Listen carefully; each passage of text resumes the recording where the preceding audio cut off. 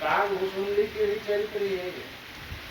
एक पेड़ के नीचे रोज कथा हो रही है और अंत में शिव जी वही कहते हैं कि हम काय कहा के बताए, है ना, खग जान ही खग इनके भाषा।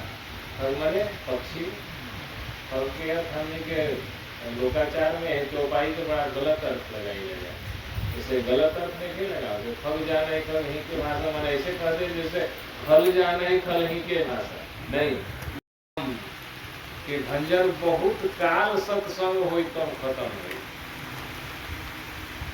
ये भी नहीं है कि बहुत हल्का सत्संग भर साल 2 साल के हो गए तो दूर हो जाए।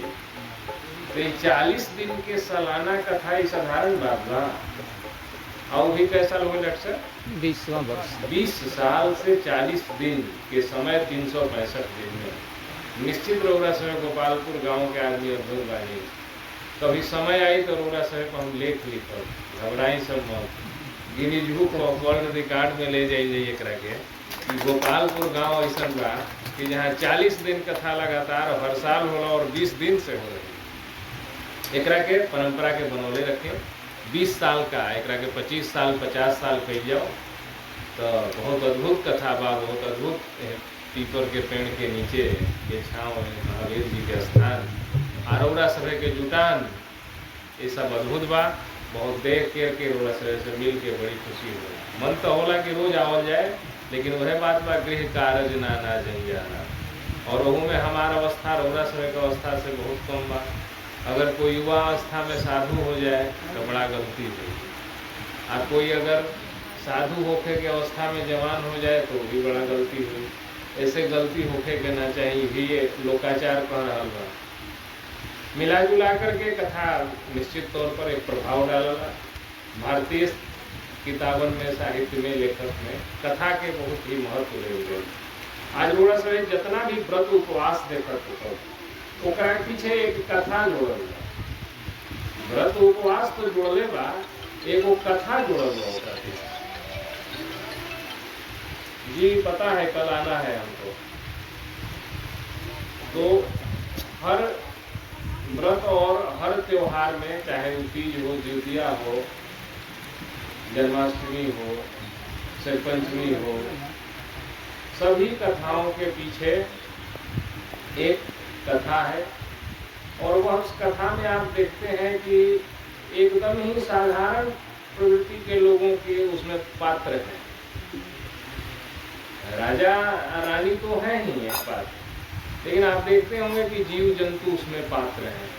जीवतिया क्या है? एक दूसरे के प्राण रक्षा करने के लिए जो व्रत हुआ जीवोत्वाहन का, किसी दूसरे के जान बचाने के लिए अपने जान को न्यौछावर करने की जो मानवता जग गई, तो वो उनकी पूजा होने लगी। इसी तरह आप देखते हैं कि तीज में खुद चर्चा होती है कि कैसे कोई लड़की, कैसे कोई कन्या किस स्थिति में वर की प्राप्ति करे और उसके लिए तपस्या करे। और उसमें जो कथा है, खुद ही पार्वती जी शंकर जी से पूछते हैं कि हम आपको कैसे मिले। तो कथाएं बहुत हैं, हरि अनंत, हरि कथा अनंत, सब हरि की ही कथा है। उसी में रामचरितमानस है, जो स्वामी तुलसीदास जी हैं, और इनका यह रामचरितमानस है। रामचरितमानस अपने आप में संसार है, एक जीवन शैली है हम लोगों के सनातन धर्म के लोगों के लिए। हम सनातन धर्म के रूप में हम लोग लेते हैं तो हिंदू धर्म को बहुत छोटी सी बात करते हैं, उससे बंटवारा हो जाता है। लेकिन सनातन धर्म कहने से मानवता का बोध होता है, निरंतर चले आ रहे हर धर्मों का बोध होता है। हर धर्मों में जो बदलाव हुआ, सनातन हुआ, उसका व्याख्या है। तो हम लोग इस बड़े सामियाना जो हम लोगों का है सनातन धर्म का, तो सनातन धर्म में इस किताब का काफी महत्व है। तो आप देखते हैं जीवन शैली में सब कुछ देखा जाए, गृहस्थी, खेती, राजनीति,